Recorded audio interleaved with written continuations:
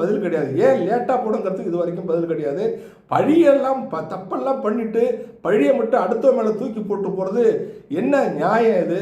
இந்த இதான் தொடர்ந்து நீங்கள் வந்து செய்துட்ருக்கீங்க. மக்களுக்கு வந்து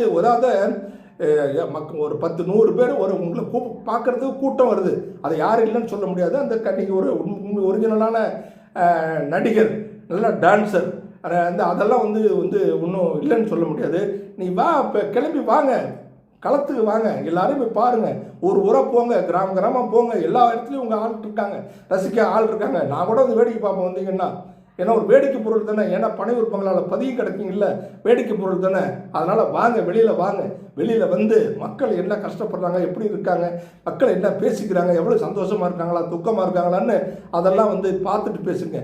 உங்களுக்காக வந்து ராகுல் காந்தி பேசுகிறாரு, முதலமைச்சர் பேசுகிறாரு, எல்லா அரசியல் கட்சியும் இந்த ஜனநாயக படத்துக்கு கண்டித்து மத்திய அரசு ஒன்றிய அரசாங்கத்தை கண்டித்து அறிக்கை விடுறாங்க.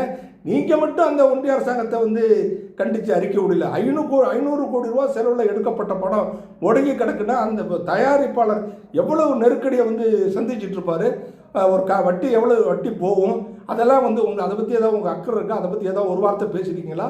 ஏன் ஒன்றிய அரசை கண்டிச்சிருக்கீங்களா? இதெல்லாம் கண்டுக்க மாட்டீங்க. அடுத்த மேலே மட்டும் குற்றச்சாட்டை மட்டும் சொல்லிட்டு போவீங்க. இதுதான் வந்து ஒரு தலைவனுக்கு அழகா இது. நன்றி, வணக்கம்.